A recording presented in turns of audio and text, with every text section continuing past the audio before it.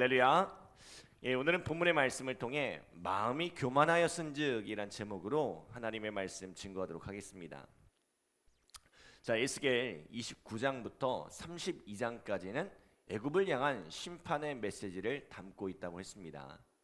자, 애굽은 유구한 역사 속에 오랜 전통의 강자로 군림해 왔습니다. 나일의 악어로 비유되는 애굽은 이 나일강이 자신의 소유이며 나를 위해 그것을 만들었노라고 교만한 마음을 품었습니다. 또 하나님을 의지하고 그분에게 도움을 구해야 할 이스라엘마저도 이러한 애굽을 의지하고자 했습니다.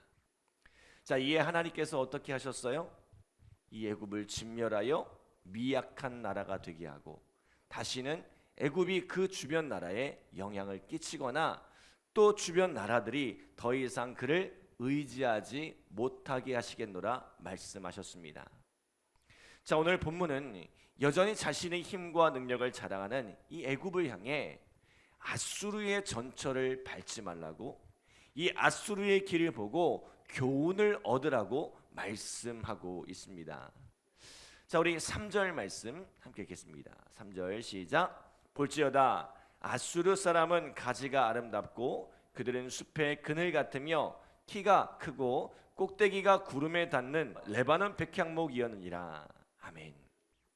자, 한때 이 중동 지역의 맹주를 차지했던 이 아수르는 레바논의 백향목에 비견되었습니다. 최고의 목재로 알려진 레바논의 백향목은 어떤 나무입니까? 해발 2000m 안팎의 이 고산지대에서 자라나는 백향목은 1년에 겨우 한 1, 2cm밖에 자라지 않아 아주 조직이 치밀하고 단단한 나무입니다. 자, 이러한 나무가 수백 년, 수천 년 세월을 견디며 높이가 무려 40m에 이르고 그 둘레가 10m에 이르는 아주 거대한 아름드리로 성장하죠. 자, 그 어떤 나무와도 비교할 수 없는 최고의 목재, 최고의 나무로 성장한다는 거예요. 자, 그런데 오늘 아수르로 비견되는 이 레바논의 백향목은 그 크기가 얼마나 큰지 그 나무 그늘이 마치 숲의 그늘과 같고 그 꼭대기는 하늘에 닿았다고, 구름에 닿았다라고 말씀합니다. 자, 그 권세가 얼마나 대단했는지 온 땅에 미치지 않는 것이 없고 그 권세가 하늘까지 닿았다는 거죠. 세상에 있는 수많은 나라들이 이 아수르에 짓밟히고 아수르의 권세에 머리를 조아렸습니다. 그 어느 나라도 아수르와 견줄 수가 없었고 애굽도 한때는 이러한 아수르의 침략을 받았습니다. 그야말로 아수르에게는 대적이 없고 세상 어떤 나라도 이 아수르를 막을 수가 없었습니다. 때문에 예루살렘을 포위했던 아수르 왕 사네립은 뭐라고 했어요?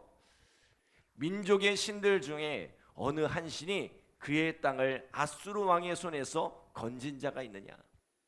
민족들의 신들 중에서 누가 그의 땅을 내 손에서 건졌기에 여호와가 예루살렘을 내 손에서 건지겠느냐라고 하죠. 사네립의 말처럼 당시 아수르는 세상에 두려울 것이 없었고 세상 어느 나라도 그러한 아수르의 힘에 대적할 수가 없었습니다. 아수르의 권세는 정말로 영원할 것 같았습니다. 그런데 이런 아수르를 하나님께서 어떻게 하셨어요? 우리 10절로 12절 함께 읽겠습니다. 10절로 12절 시작. 그러므로 주 여호와께서 이같이 말씀하셨느니라. 그의 키가 크고 꼭대기가 구름에 닿아서 높이 솟아났으므로 마음이 교만하였은즉 내가 여러 나라의 능한 자의 손에 넘겨줄지라. 그가 임의로 대우할 것은 내가 그의 악으로 말미암아 쫓아내었음이라. 여러 나라의 포악한 다른 민족이 그를 찍어버렸으므로 그 가는 가지가 산과 모든 골짜기에 떨어지고 그 굵은 가지가 그 땅 모든 물가에 꺾어졌으며 세상 모든 백성이 그를 버리고 그 그늘 아래에서 떠나매. 아멘. 자, 아수르는 막강한 권세를 갖게 되자 그 마음이 교만해졌다고 합니다. 이에 하나님께서 이 아수르를 여러 나라의 능한 자의 손에 넘겨주셨다는 거예요. 여러 나라의 포악한 다른 민족에게 그를 찍어버리게 하셨습니다. 이 능한 자의 손, 포악한 민족이 누구입니까? 바벨론 왕 느부갓네살입니다. 하나님께서 바벨론 왕 느부갓네살을 일으켜 강성하게 하시니 그 권세가 하늘 끝까지 이르렀던 아수르도 순식간에 무너지더란 것입니다. 그 권세가 영원할 것 같았던 아수르도, 그 권세에 대적할 리가 없었던 아수르도 아무런 힘을 쓰지 못하고 무너지더란 거예요. 세상의 많은 권세자들이 이런 착각을 합니다.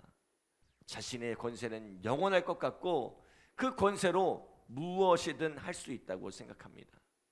그러나 여러분, 세상에 영원한 권세는 없습니다. 세상에 절대 무너지지 않는 권세는 없습니다. 오늘 하나님께서는 그 마음을 높이던 애굽을 향해 이것을 보이고 싶으셨던 거예요. 세상을 호령하며 세상을 두려움에 떨게 했던 이 아수르도 이처럼 한순간에 무너질 수 있다는 것입니다. 아수르도 이렇게 쉽게 허물어졌는데 애굽은 어떻게 했냐는 거죠. 그러므로 14절에 보면 이렇게 말씀합니다. 자, 우리 같이 한번 읽어볼까요? 14절. 이는 물가에 있는 모든 나무는 키가 크다고 교만하지 못하게 하며 그 꼭대기가 구름에 닿지 못하게 하며 또 물을 마시는 모든 나무가 스스로 높아 서지 못하게 함이니 그들을 다 죽음에 넘겨주어 사람들 가운데서 구덩이로 내려가는 자와 함께 지하로 내려가게 하였음이라. 아멘. 무슨 말이에요? 이 아수르의 실패를 보고 배우라는 것입니다. 아수르가 자신의 키를 자랑하며 교만하다가 넘어진 것처럼 스스로를 높이고 마음을 높이면 결국 아수르의 실패를 따라가고 말리라는 거죠. 계속해서 말씀드리지만 하나님은 그 무엇보다 교만을 미워하십니다. 잠언 16장 19절에 교만은 패망의 선봉이요 거만한 마음은 넘어짐의 앞잡이니라 라고 말씀합니다. 교만은 실패로 가는 지름길이라는 거예요. 하나님께서는 이 아수르의 실패를 역사의 이정표로 삼으셨습니다. 이 길은 위험한 길이라고 경고 표지판을 두신 것입니다. 이 아수르의 실패를 보면서 반면 교사를 삼아 이 길로 걸어가지 말라고 말씀하고 계신 거예요. 안타깝게도 애굽은 그의 경고를 무시했습니다. 아수르의 실패를 보면서도 그것은 나와 상관없을 거라고, 나는 그 길에서 안전할 수 있다고 생각했던 거죠. 결국 애굽은 어떻게 되었습니까? 우리 18절 말씀 함께 읽겠습니다. 18절 시작. 너의 영광과 위대함이 에덴의 나무들 중에서 어떤 것과 같은고, 그러나 내가 에덴의 나무들과 함께 지하에 내려갈 것이요 거기에서 할례를 받지 못하고 칼에 죽임을 당한 자 가운데 누우리라. 이들은 바로와 그의 모든 군대니라. 주 여호와의 말씀이니라 하라. 아멘. 애굽은 하나님의 경고를 무시하고 이 아수르의 길을 따라가다가 멸망의 길로 걸어갔습니다. 하나님의 심판에 이르게 되었습니다. 인생을 살아가면서 우리는 수많은 실패를 목도하며 살아갑니다. 잘못된 선택으로 고통의 길을 걸어가는 이들을 참 많이 보게 됩니다. 그런데 일반적으로 우리가 그들을 보면서 무슨 생각을 합니까? 그들을 판단하고 정죄하는 데서 그치고 맙니다. 그들을 향하여 손가락질을 하지만 그것이 하나님께서 내게 주신 경고의 표지판이라는 것은 생각하지 못하는 것 같습니다. 그것들을 보고 깨달으라고 주신 반면 교사임을 우리는 깨닫지 못하는 것 같습니다. 그리고는 어리석게도 그들이 걸어갔던 그 실패의 길을 똑같이 걸어간다는 거예요. 사랑하는 여러분, 오늘 우리에게 역사로부터 배울 수 있는 지혜가 있기를 소원합니다. 다른 이들의 실패와 잘못으로부터 배울 수 있는 지혜가 있기를 소원합니다. 그들의 실패가 언제든지 나의 실패가 될 수 있음을 기억하고 그것을 반면교사 삼는 지혜가 있기를 간절히 기도합니다. 오늘 애굽은 충분히 그 삶을 돌이킬 수 있는 기회가 있었어요. 아수르를 보면서 깨달을 기회가 있었습니다. 마찬가지로 오늘 우리에게도 돌이킬 기회가 있습니다. 하나님의 말씀을 거울 삼고 역사를 거울 삼아 우리의 삶을 주님 앞에 바로 세워가며 믿음의 길, 축복의 길을 걸어가는 우리 믿음의 성도들 되시기를 간절히 기도합니다. 기도하겠습니다.